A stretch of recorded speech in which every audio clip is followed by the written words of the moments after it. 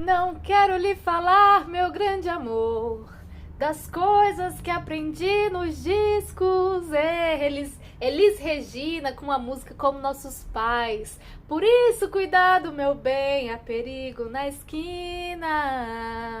Eles venceram e o sinal está fechado pra nós que somos jovens. Ai, que delícia, gente, essa música que marcou uma geração, que tem todo um contexto social e cultural e político que está aqui sendo contemplado no nosso livro, e é muito bom de falar porque não existe a possibilidade de falarmos de arte se a gente apenas fazer a comparação entre uma arte que é para ser vista e apreciada e a gente não falar da arte enquanto objeto político de resistência, aquela arte que vai evidenciar todas as coisas ruins de uma sociedade e vai fazer com que nós, meros seres humanos, possamos criticar, olhar criticamente, né?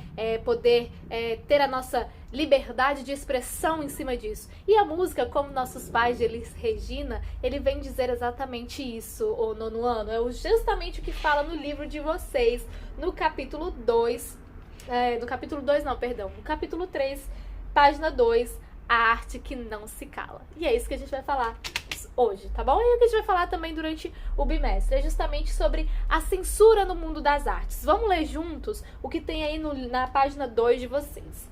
A censura no mundo das artes. Em democracias como os Estados Unidos ou em ditaduras como Cuba, artistas são alvos de governos, grupos religiosos, organizações criminosas, empresas, radicais em redes sociais e todo tipo de gente que tenta censurar a arte.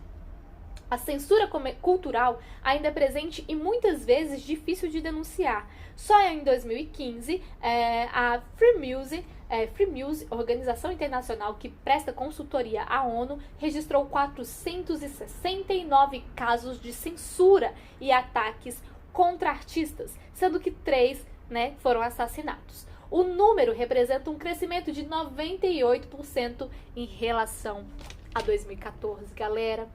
É para se preocupar, porque olha só, 469 casos de censura. É muita gente sendo censurada. E o que a gente fala na nossa própria Constituição, que a gente sabe que não pode acontecer, é exatamente se privar dessa liberdade de expressão. A gente tem isso por direito, é nosso, nós devemos poder nos expressar da maneira com que a gente quer. A gente tem que ter essa liberdade, a gente tem que ter a liberdade de ter a nossa própria opinião sobre as coisas. É claro que, de maneira engajada e pesquisada e crítica, é algo que vocês começam a criar a partir de agora. É importante que cada um de vocês tem esse pensamento, tem esse entendimento de que vocês precisam se posicionar criticamente sobre as coisas. É importante.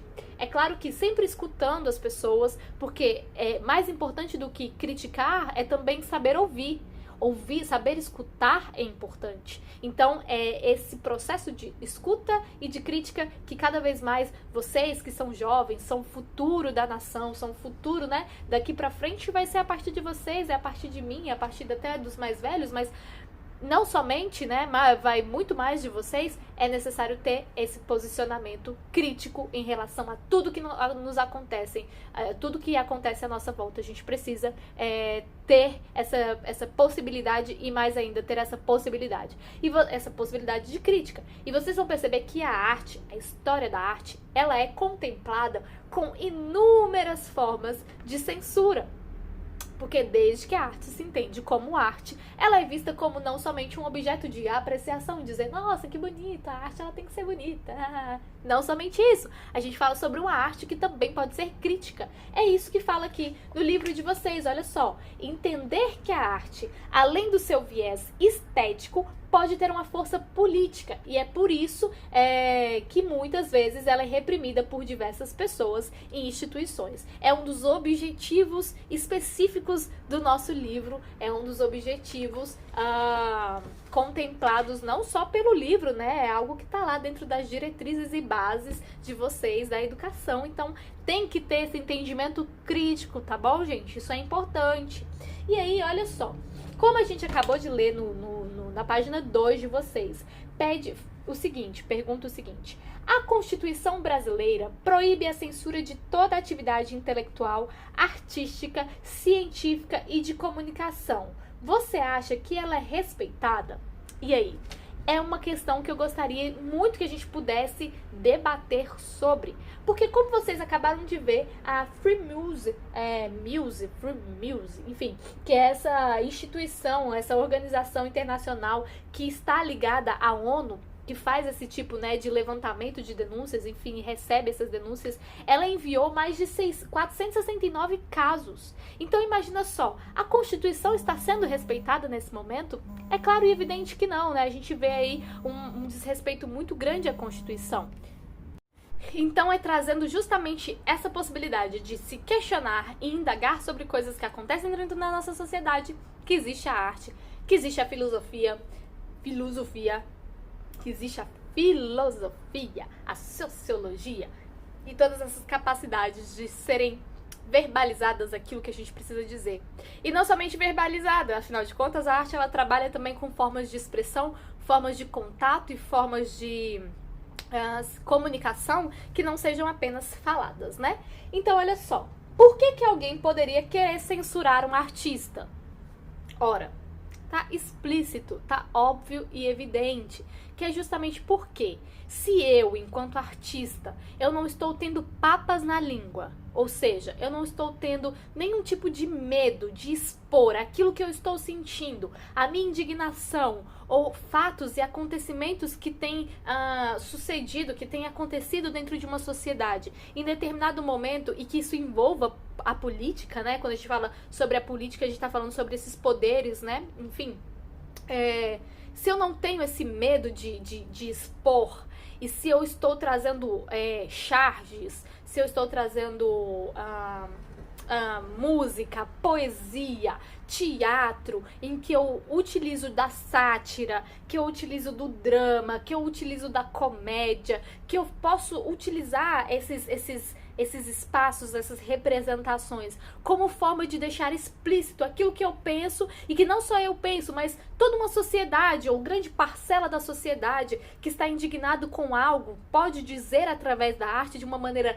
poética e bonita, ou talvez escancarada e escrachada, né? Mostrar aí todas as mazelas de uma sociedade, a pobreza, enfim, todas essas questões da corrupção, da pobreza, do que mais? Dos grupos, né, socialmente menos favorecidos, né? A gente fala sobre essa desigualdade, enfim, sobre várias questões aí. E se eu posso utilizar da arte para fazer essa junção, para fazer esse acontecimento, para colocar em pauta questões que são importantes, então, de certo modo, eu estou deixando essas pessoas que se beneficiam dessas desigualdades, eu estou deixando essas pessoas um tanto quanto em uma situação de, né, saia justa.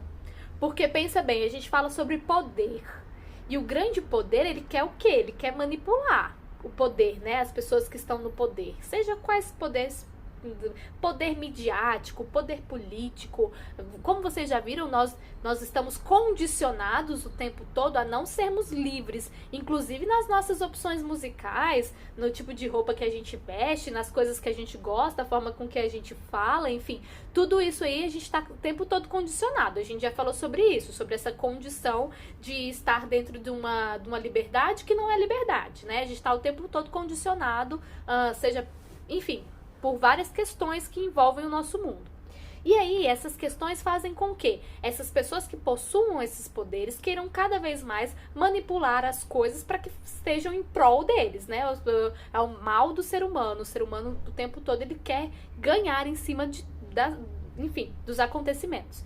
E aí, se a gente tem algum artista que vai evidenciar tudo isso, então a gente está trazendo à tona, mostrando pro povo, esse aqui é corrupto, esse aqui é isso ou aquilo, isso daqui tá acontecendo, não é legal, olha só, essas pessoas vivendo em completa miséria, enquanto a gente tem pessoas que estão aí simplesmente jogando comida fora. E aí a gente começa a trazer esse senso crítico para a sociedade. E trazendo esse senso crítico para a sociedade faz com que ela não aceite. Vocês já viram que o poder do povo é um poder soberano e é o poder máximo. Quando a gente fala sobre né, o poder da sociedade, é o poder do povo. O poder emana do povo.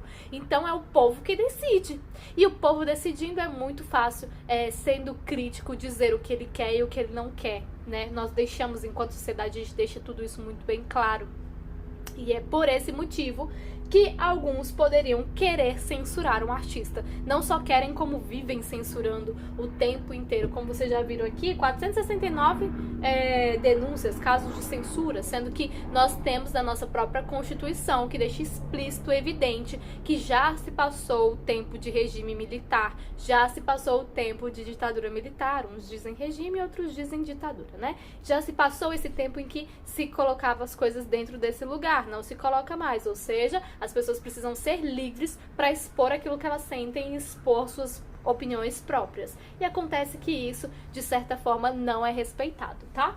E aí, na terceira pergunta, diz: o que você faria se fosse um artista que sofresse essa censura? Bom, aí eu deixo para vocês esse questionamento, para que vocês pensem o que vocês fariam se vocês fossem algum tipo de artista que estivesse sofrendo algum tipo de censura, principalmente nos dias atuais. E porque quando a gente fala de censura, né, falando sobre regime militar ou sobre ditadura militar, enfim, como queiram, existe esses artistas que sofreram com esse movimento, com esse momento, né, que nós passamos, principalmente da ditadura de Getúlio Vargas, da era Vargas, enfim. E aí a gente vê vários exílios, a gente vê músicas que foram censuradas, obras que não podiam mais ser vinculadas, e a gente não precisa ir muito longe, né? E isso não somente aqui dentro do Brasil, mas é algo que acontece pelo mundo inteiro, tá? E aí, um dos objetivos, como eu falei pra vocês, é justamente entender que a arte, além do seu viés estético, pode ter uma força política, e é por isso que muitas vezes ela é reprimida por diversas pessoas, instituições, enfim, e saber como artistas enfrentaram e enfrentam hoje em dia a censura imposta pela ditadura da era Vargas e pela ditadura civil-militar estabelecida no Brasil em 1964, e criar uma música de protesto, isso a gente vai criar mais pra frente, conhecer e vivenciar formas de teatro que lidam diretamente com o embate entre opressores e oprimidos, e testar a capacidade de percepção por meio de um jogo teatral, porque a gente tem um cara muito interessante, muito legal, chamado August Boal, que ele traz justamente o teatro do oprimido. Então, no teatro do oprimido, a gente começa a ter jogos teatrais onde a gente pode trabalhar essas questões de oprimido e opressor, né? A gente se coloca, vocês, né, dentro de um jogo teatral, a gente se colocaria um enquanto opressor, o outro como oprimido, e a gente trocaria, a gente iria fazer esse revezamento para que todos pudessem sentir na pele como é ser o opressor e como é ser o oprimido. Enfim, essas são só denominações existentes dentro desse método de August Boal, tá? Eu acho importante deixar isso bem claro, porque eu sei que ainda mais agora, no momento em que nós vivemos, as pessoas elas estão se tornando cada vez mais críticas, e a internet tem ajudado, ou não, né, em relação a isso, porque, enfim, muitas fake news começam a surgir em relação a isso, mas esse termo de oprimido e opressor é um termo usado por August Boal, que é um cara do teatro, um diretor teatral, e ele utilizava esse termo nas suas composições, tá bom? É disso que eu estou falando. Então, olha só o que vem falar no livro da página 3 de vocês. Artistas de diferentes épocas e lugares enfrentaram em algum momento de suas carreiras algum tipo de censura à liberdade de expressão. No Brasil, especialmente durante o governo de Getúlio Vargas, 1882 a 1954, e entre 1937 e 1945. E ao longo da ditadura militar, de 64 a 85, o Estado restringiu liberdades, afetando diretamente a produção artística. Saibam que a produção artística, ela sempre vai ser a primeira a ser afetada nessas questões de de restrições de liberdade. Afinal de contas, arte é liberdade, é você conseguir expressar, é você conseguir mostrar aquilo que você é, expressar os seus sentimentos, as suas vontades, aquilo que você pensa. Então, se a gente trabalha com um lugar, com um estado, enfim, com uma sociedade em que ela é reprimida, então todas essas questões elas não podem ser trazidas à tona. E a gente tem aí, ó, o político gaúcho Getúlio Vargas, que governou o Brasil em 2 períodos, de 30 a 45 e de 50 a 54. Em 1939, ele criou o Departamento de Imprensa e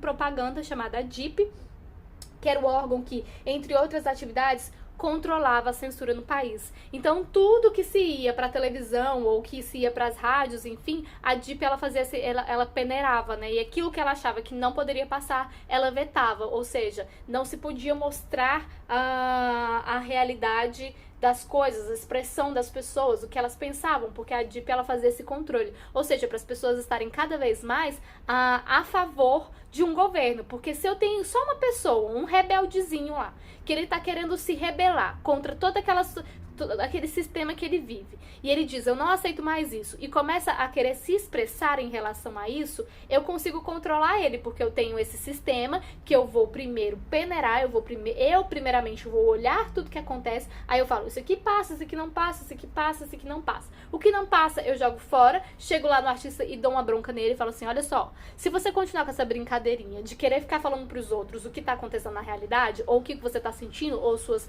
expressões pessoais de vida, as coisas não vão ficar boas pra você. Você vai ter que parar de fazer isso que você tá fazendo. É claro que eles não chegavam dessa maneira, né, gente? A gente sabe que era descendo enfim, o couro mesmo. Mas existia esse controle. Então era muito mais fácil de fazer com que as pessoas não se rebelassem em relação ao governo vigente, a um tipo de corrupção, ou seja, aquilo que estivesse acontecendo naquele momento, né? E aí, em 1964, os militares, com apoio de muitos civis, políticos, jornalistas, intelectuais, etc., tomaram o governo do Brasil e controlaram o país até 1985, por meio de uma ditadura. Muitas pessoas que se posicionaram contra esse regime foram presas, torturadas e assassinadas, como aconteceu com o jornalista Vladimir Herzog. Ou seja, gente, jornalistas, artistas, músicos, cantores, escritores, pintores, artistas de teatro, enfim, todas essas pessoas, a gente tem muitos jornalistas que, enfim, essas pessoas que existem ainda evidências de que não se encontram e não sabem aonde vão encontrar o corpo dessas pessoas, porque foi um momento realmente de uma ditadura em que as pessoas elas não tinham a liberdade, elas não podiam ser livres na sua totalidade, tá? As que não concordavam com o governo, né? E na década de 1970, após a morte de Herzog, nas dependências do Segundo Exército, que gerou uma grande polêmica na época, o artista visual Cildo Meirelles realizou uma obra de protesto que circulou de maneira sutil nas mãos de muita gente. Ou seja, era algo que precisava ser feito pelos artistas naquela época, precisava se ter. Se eu não podia falar explicitamente, se eu não podia deixar claro e evidente as minhas posições, aquilo que eu pensava, aquilo que eu acreditava, as minhas críticas, então eu tinha que dar um jeito de colocar isso nas entrelinhas. Eu tinha que dar um jeito de fazer com que isso passasse para as outras pessoas, de forma com que elas conseguissem observar, mas de uma maneira sutil. Aí a gente entra, por exemplo, Caetano Veloso cantando Alegria, Alegria. Quem pode perceber que na música de Alegria, Alegria existem algumas críticas relacionadas ao governo? E quem poderia imaginar, por exemplo, que o artista Cildo Meirelles, né, que é importante do movimento modernista no Brasil, tá? Isso é importante vocês lembrarem, estava lá fazendo as inserções em circuitos ideológicos, que era um projeto de cédula. Ele tinha a cédula do dinheiro e aí ele estava, né, ele marcou nessas cédulas, como eu falo, gente, ele carimbou nessas células quem matou Herzog. E aí vocês podem perceber que essa frase ela continua sendo usada, né? Quem matou Amarildo, aonde está Amarildo? Não sei se vocês chegaram a ser dessa época, enfim. Aí, né, se tornou uma frase bastante usada quando alguma coisa dentro de uma sociedade acontece e a gente precisa de explicações em relação a isso. E aí foi uma forma dele fazer com que essa obra, né, esse tipo de manifestação pudesse chegar na mão de outras pessoas, para mostrar que eles estavam preocupados criminosos para saber quem é que tinha feito esse assassinato, quem tinha realizado esse assassinato contra esse jornalista, né? E aí, ele carimbou em diversas cédulas de dinheiro a pergunta quem matou Herzog. Então, uma das maneiras de fazer com que esses protestos individuais pudessem chegar nas mãos de outras pessoas. Isso é bastante interessante. Ou seja, os artistas eles precisam se reinventar para conseguir fazer com que sua mensagem chegue às outras pessoas. E aí, do mesmo modo, no período da ditadura, a arte era fiscalizada por censores, que eram pessoas contratadas para avaliar o conteúdo das obras. Se os censores concluíssem que uma obra se posicionava de algum modo contra o governo, que foi o que eu falei para vocês, ou tinha o potencial de estimular o pensamento crítico em relação ao Estado, eles podiam proibir a veiculação de determinados trechos ou até mesmo da obra inteira. E não é que eles iriam chegar para os artistas e falar bem delicadamente, olha, me desculpa, mas é porque a sua obra não tá muito legal, não vai pegar muito legal para esse presidente aqui, né, porque as pessoas vão começar a se rebelar contra ele. Não era assim, não existia diálogo. Foi um momento em que não houve diálogo. Ou você era a favor, ou se você era contra, você saía. Era tipo, né, não existe a possibilidade de a gente manter um diálogo em relação a isso. E aí essas obras, elas eram censuradas. Na página 4 de vocês têm aí a imagem do general Arthur da Costa e Silva, né, a gente tem até... Não sei se... Enfim, um dos presidentes mais rígidos da ditadura militar, que ele decretou o AI-5 em dezembro de 1968, intensificando a censura. Não sei se vocês já estudaram sobre o AI-5 em história, mas é algo interessante para que se pesquise posteriormente, tá? Para vocês saberem o que era esse documento do AI-5. E aí, na atividade, na página 4, encaminhamento de atividade de vocês, diz o seguinte: do mesmo modo que fez o artista visual Cildo Meirelles, ao criar uma obra de protesto com cédulas de dinheiro carimbadas com a pergunta quem matou Herzog, pense em algo que o deixa indignado na sociedade. Então, esse é o momento de você ser crítico. Você que vai pensar aí.